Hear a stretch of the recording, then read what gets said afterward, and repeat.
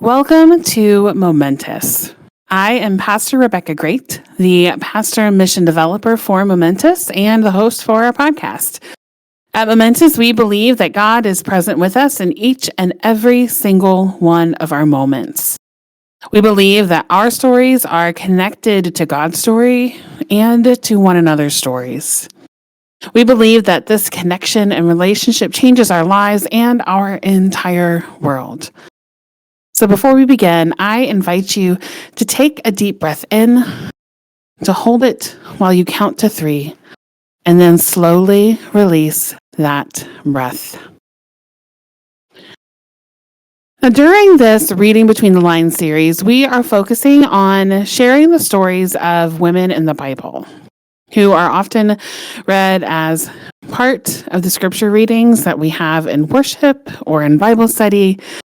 But they tend to be viewed as secondary characters, kind of lurking in the background or showing up to help advance the plot and then disappearing again.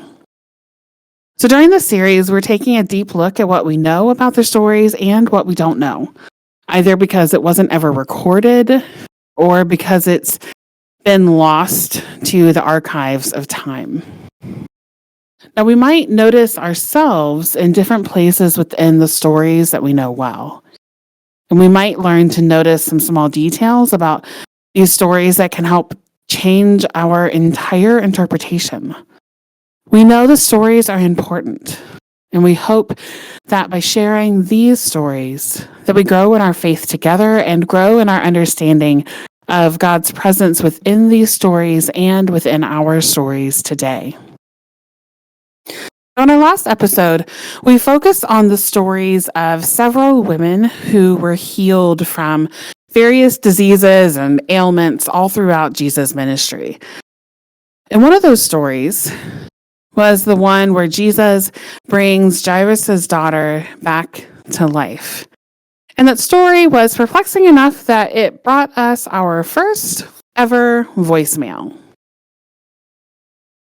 I was listening to the last episode in your series, and you talked about Jesus bringing the man's daughter back from the dead and healing a woman that was bleeding for 12 years. And are those meant to be realistic things that actually happened? Was she actually legit dead, or was it a symbolic dead? Because I know there's sometimes where we use things 40 days and 40 nights, but that's not actually a real 40 days, and it was just a really long time. So I was just wondering if it was actually like that, if it was actually Jesus doing that type of things, or if it was more of a symbolic thing. Do we have histories or basics on this? So I just didn't know and figured I'd call in. Thanks, love the podcast. Bye. Thank you for calling in. That is a stupendous question. Now, you did bring up a really good point that there are some things in scripture that are meant to be literal and some others that are meant to be symbolic. And that ties in things like what genre of writing that particular passage or that book of the Bible is. And it brings in questions about all of the historical and cultural context in which the passage itself was written. And it brings in what we know about the original language of the text itself. Now, a lot of this we went through in our podcast titled, Why Does the Bible Contradict Itself? So you can scroll back through our podcasts to either listen to that episode for the very first time or to re-listen to it because it's been a minute. But about this specific scene, about the raising and healing of Jairus' daughter, I did some digging into the Greek, which is the original language that the New Testament was recorded in. And I did that to see if it would give us any indication about whether her death was literal or symbolic. So the story shows up in 3 out of the 4 gospel accounts of Jesus' life and ministry. It shows up in Matthew, Mark, and Luke. And throughout the telling of this particular story, there were 3 Greek words that were used at different points: kathudo, apathenesko, and telutao. And there will not be a quiz or spelling test at the end of this. Kathudo is translated as sleeping, every time it's used in this story.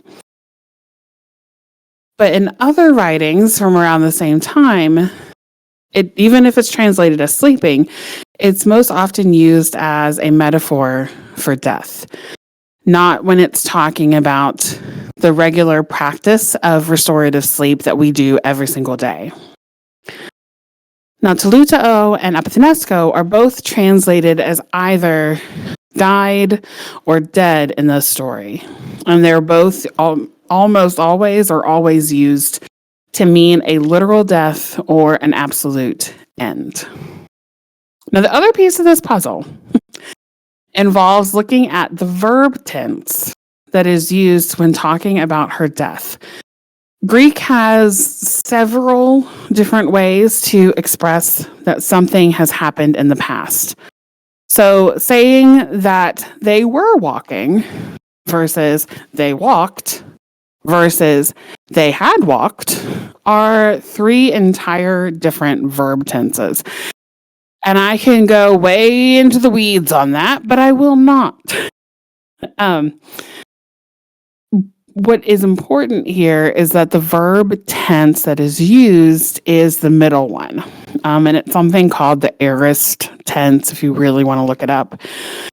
But that's a verb tense that is used to indicate that something happened at a specific one time or a specific point, and now the action is completely finished.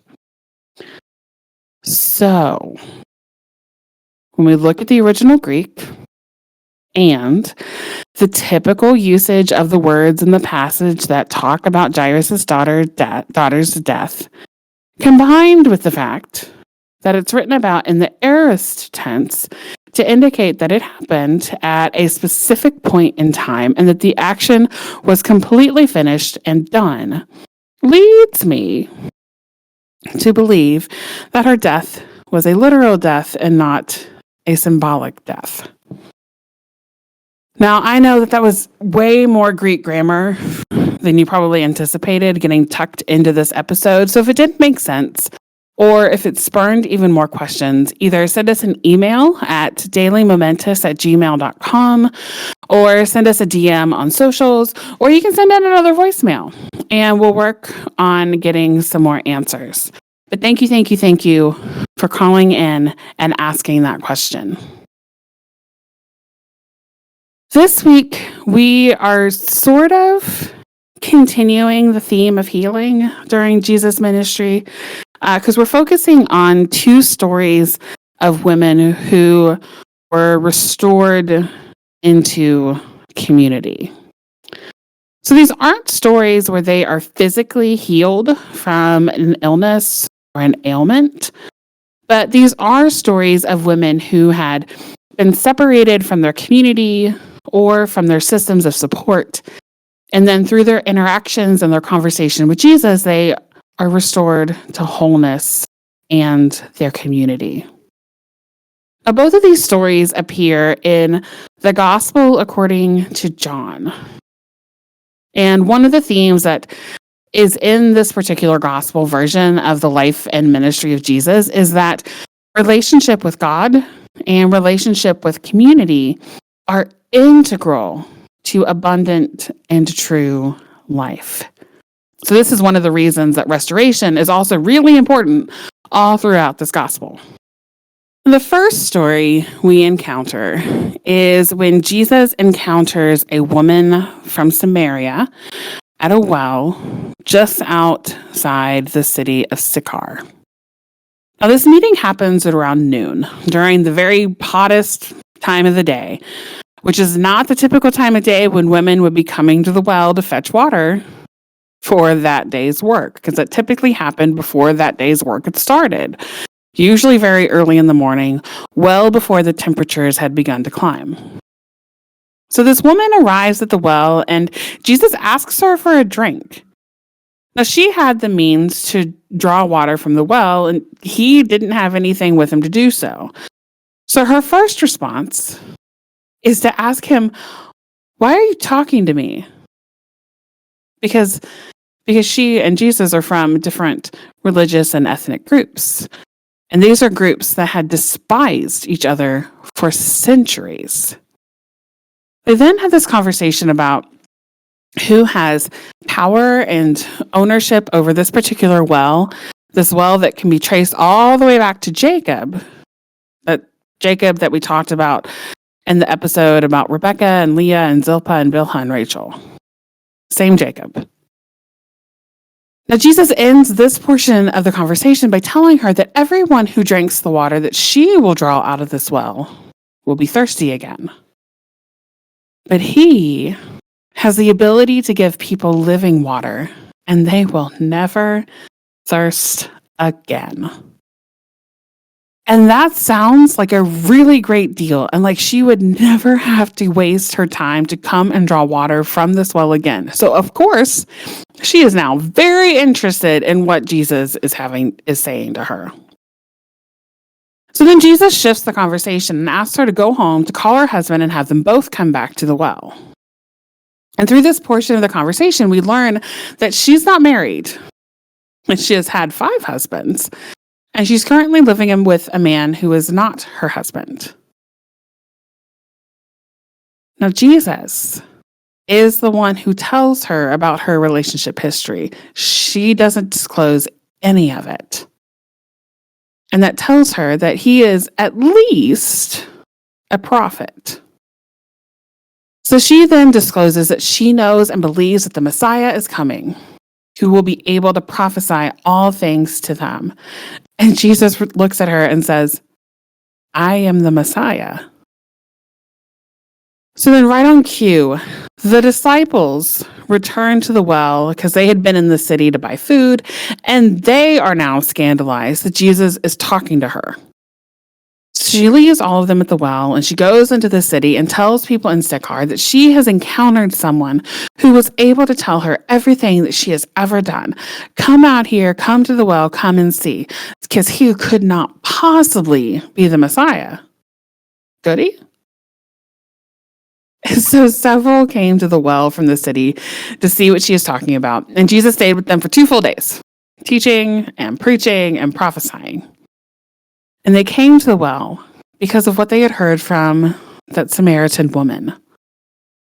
But they were brought to belief because of what they had heard and learned from Jesus, that he truly was the Messiah, the one that they had been waiting for. Now, the first hearers of this story in the Gospel according to John would also have been scandalized right alongside the disciples. Scandalized that this encounter happened at all. From the very beginning of the story, it says that Jesus had to go through Samaria. So hearing that clue, the audience would have started rustling and grumbling, and some may have started to worry about Jesus needing to enter that entire territory.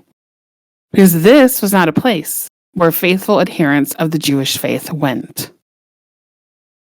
This is a division that goes all the way back to the history that's recorded in the book of 2 Kings in the Old Testament.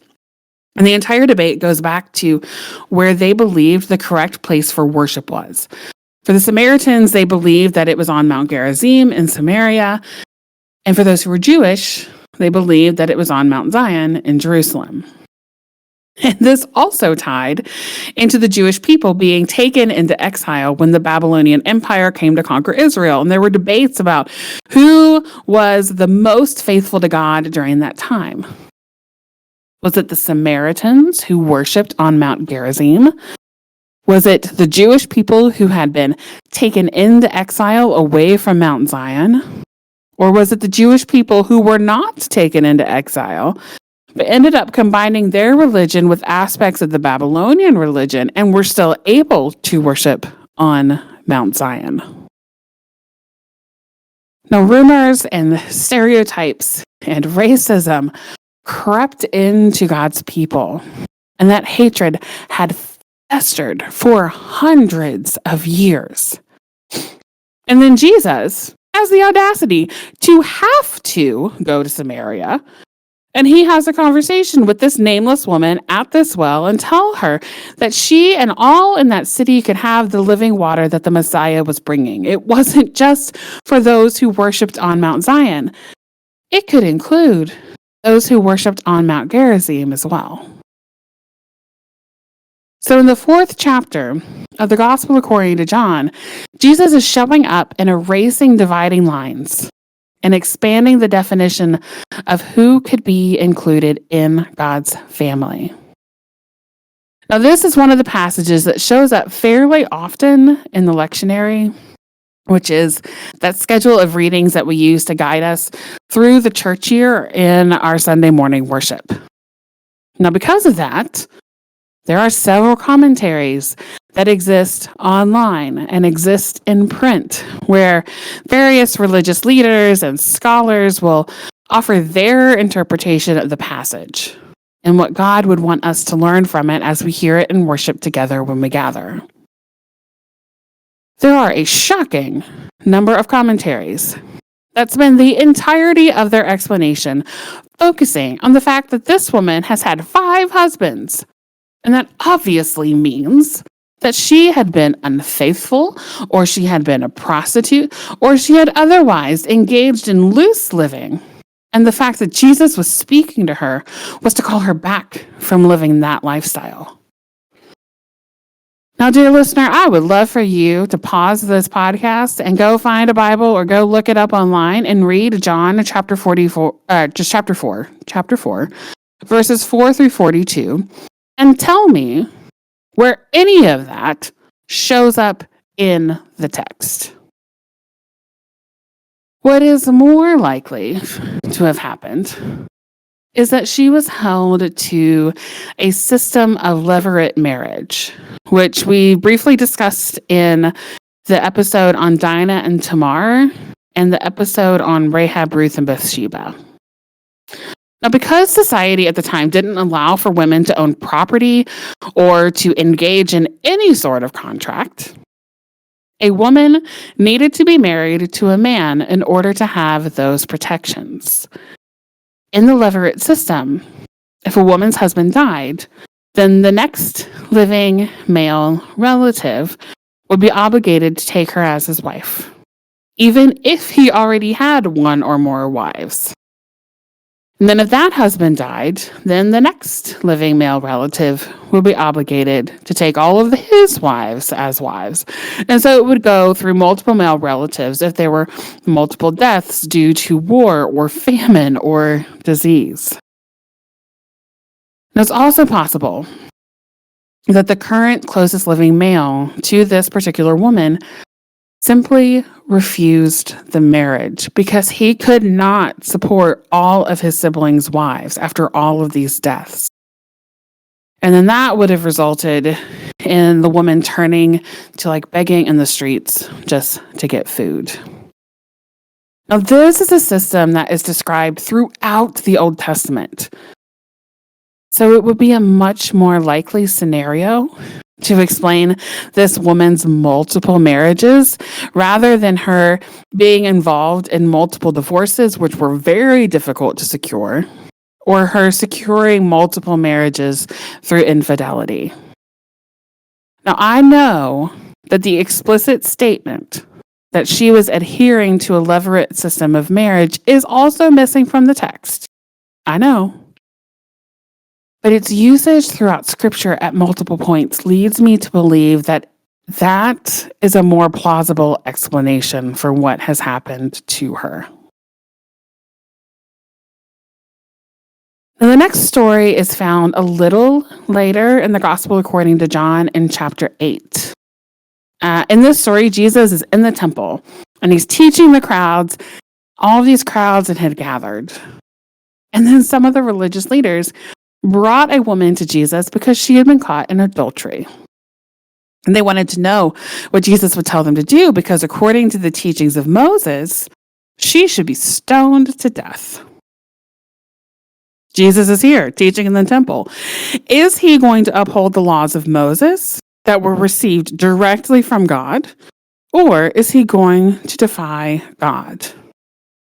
And if he went against what was recorded in Scripture, then they would have grounds to arrest and try him for teaching heresy in the name of God. So Jesus' response is to crouch down and to start writing in the dirt floor. And we never know what he writes while he's doing that.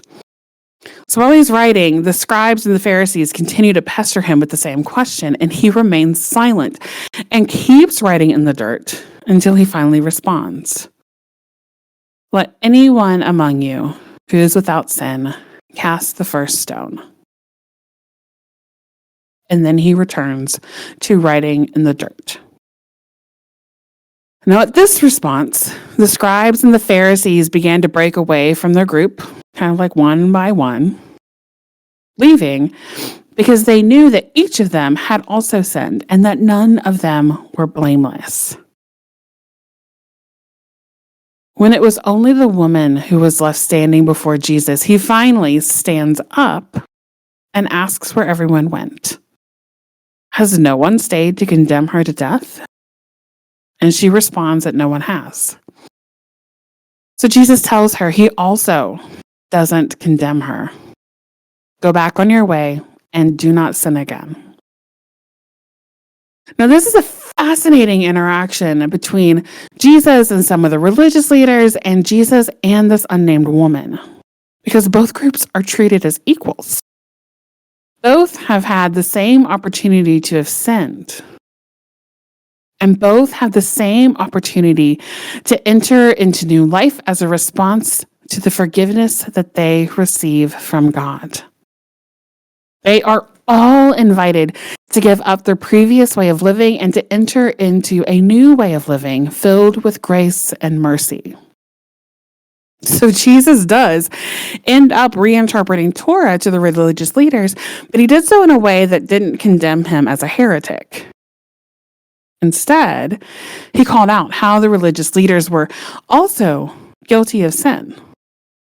They weren't as pure and blameless as they had believed. Now, in both of these stories, there are plenty of commentaries that focus on the assumed sexual behavior of these women. But I think those commentaries are missing the point. In both of these stories, women encounter Jesus, and they are not defined by what their culture says should keep them separate. In both stories, there is no judgment from Jesus to the women. The judgment comes from the others in the story. It comes from the scribes and from the Pharisees. It comes from the disciples. All those people who were trying so hard to be faithful to God and how they understood Scripture. But they ended up missing the opportunity to extend grace and build relationships where centuries of prejudice and assumption had separated them. Each of these stories is important because they remind us that God is already on the other side of whatever dividing lines we draw between us and others. And that God's grace is not limited by any decision that someone must make in order to secure financial security or food for another day. These stories call us to widen the nets of grace and mercy, to look for the places where iniquity exists. How can we be part of a solution that brings about wholeness to a group of people who are being excluded because of the rules another group has set up?